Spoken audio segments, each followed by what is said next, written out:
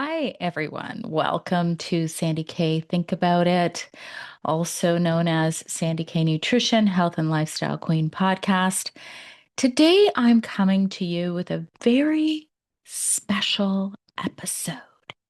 And it is about menopause, but it's not about all the same stuff that you're going to hear everywhere else. And I'm going to begin this with a reading of my newest article here in Substack. I'm going to ask you to support my other podcast. It's the one I do really mostly passion over profit. I don't take regular sponsors. I'm very careful about who I align with. And I run this because I don't call myself or consider myself an expert. However, I've had exposure to so many different great minds. And I've also gone back to college at age 46. I'm now 55. And I did this because it's all about trying to help people see a different way of looking at their health. So it's not your traditional dogma. It's not all of the things that you hear on mainstream medicine and mainstream media. It's always a different outlook for you to not necessarily listen to, but to see if it resonates. So I'm going to just start by reading this article.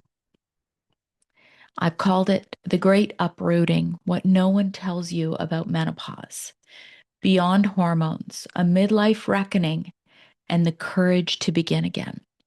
I'm going to start this by just reading you a little excerpt of lyrics of a song called Starting Over by Chris Stapleton. This might not be an easy time. There's rivers to cross and hills to climb. Some days we might fall apart, and some nights might feel cold and dark.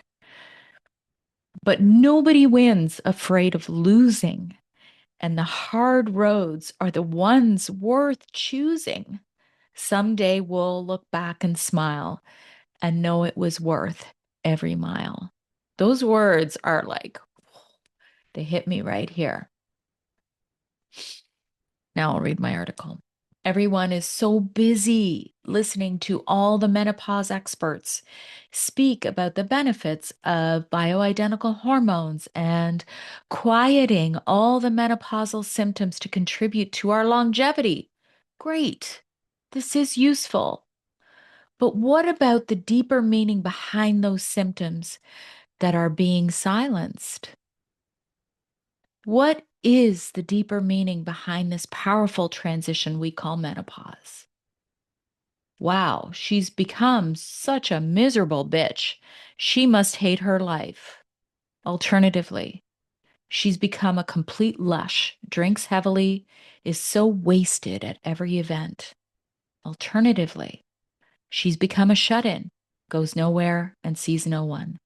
Alternatively, she's getting a divorce after 25 years of marriage. These are just a few scenarios. Perhaps you recognize one.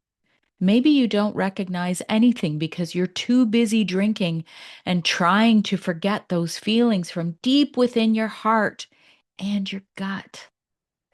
Menopause is so much more than hot flashes and sleepless nights and dryness and wrinkles. It's the fallout before the rebuild. And if you choose to notice and see it for what it is, it might be worth your while. This week marks the start of my Summer Reboot podcast series, where I replay some of my best episodes that deserve more play. And I'm kicking off the summer with my episode about women and alcohol. It's a great one to listen to when you're driving on your own up to the cottage. You can listen here, and I will link it. So, is my heart okay with this? It's about living from the heart and not the head. I'm going to provide you with some stats taken from a search I conducted. Some of my main points that aren't often spoken about. The peak divorce age. Women tend to initiate divorce most often between ages 45 and 55, the core years of perimenopause and menopause.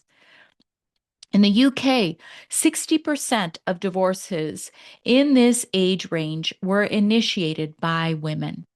In the US, across all age groups, 69% of divorces are filed by women, often coinciding with midlife transitions. A survey of 1,000 menopausal women revealed that 70 to 73% believe menopause contributed to marital breakdown, triggering increased arguments or domestic conflict. 67% of these women reported that menopause raised incidents of domestic disputes.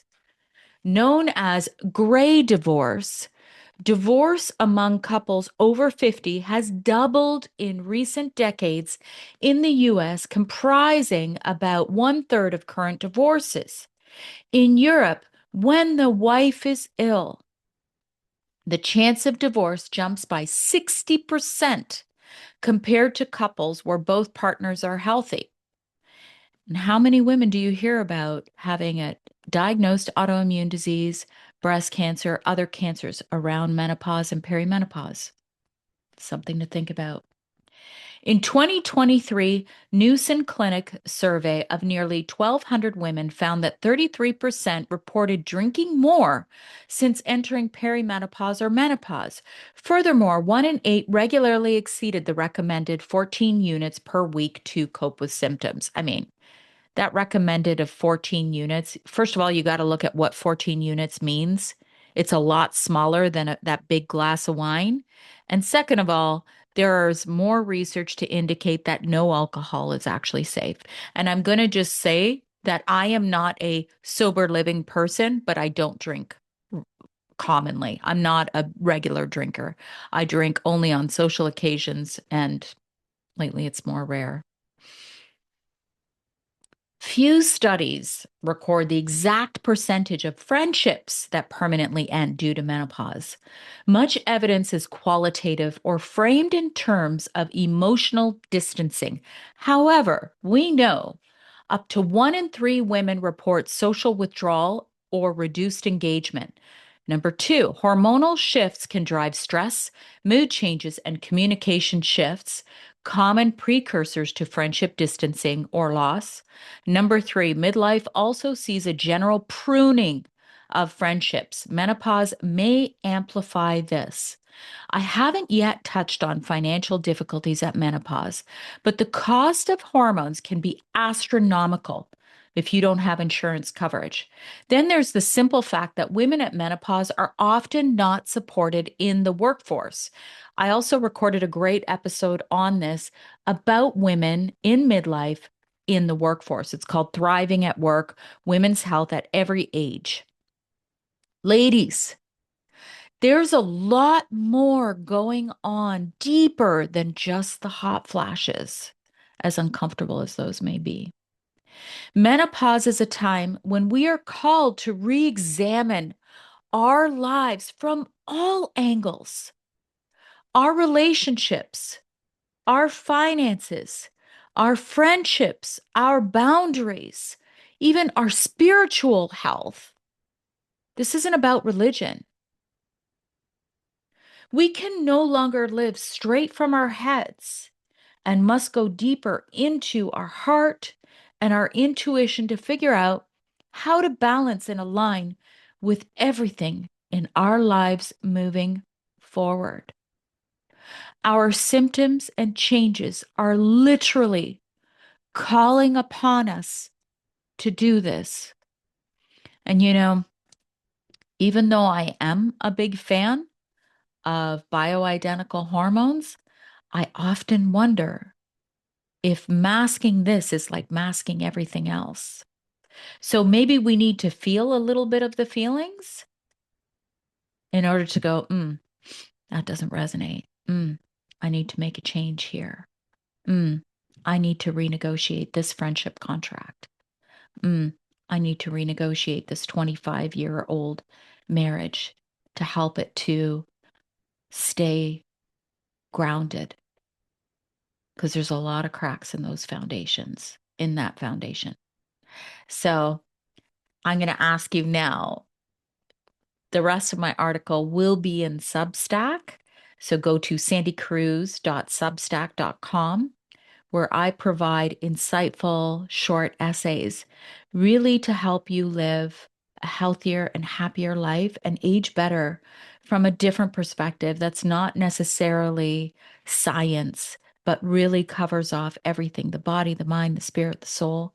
Because I'm a big believer that you cannot be healthy and age well unless you look at all of those facets of your life. I also have my podcast, Sandy K Nutrition, Health and Lifestyle Queen podcast, and that is available anywhere and everywhere. Be sure you're following for my summer reboot series, where I'm going to be playing some of my best episodes. Thank you guys. Thank you for your support.